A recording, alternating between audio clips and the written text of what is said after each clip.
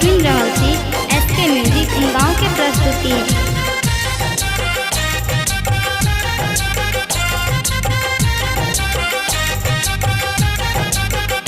नाथ बाबा के अंगना सुहान बहिना, नाथ बाबा के अंगना सुहान बहिना। जेना उतरल छै पूनम के चान बहिना, जेना उतरल छै पूनम के चान बहिना। नाथ बाबा के अंगना सुहान बहिना, नाथ बाबा के अंगना सुहान बहिना, नाथ बाबा के अंगना सुहान बहिना।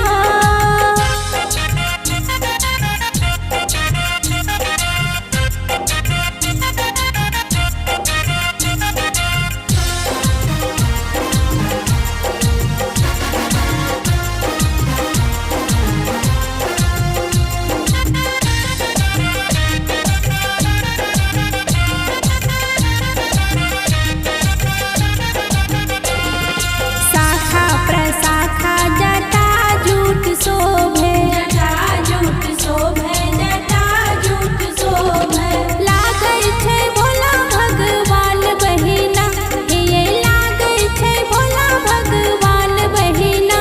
नाथ बाबा के अंगना सुहान बहिना, नाथ बाबा के अंगना सुहान बहिना।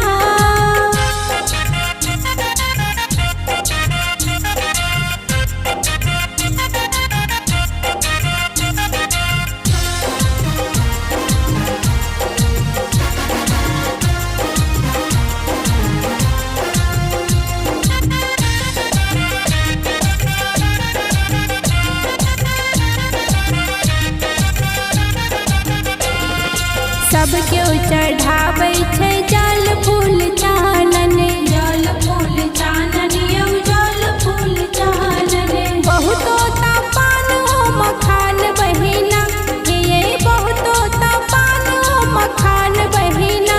नाथ बाबा के अंगना सुहान बहिना, नाथ बाबा के अंगना सुहान बहिना।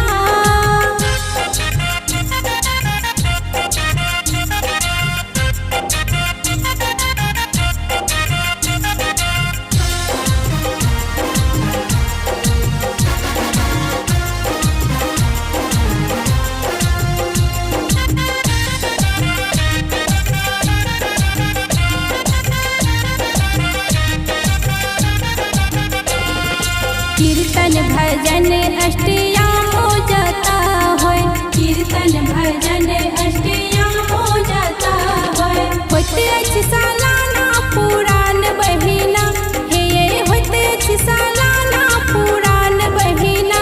नाथ बाबा के अंगना सुहान बहिना, नाथ बाबा के अंगना सुहान बहिना।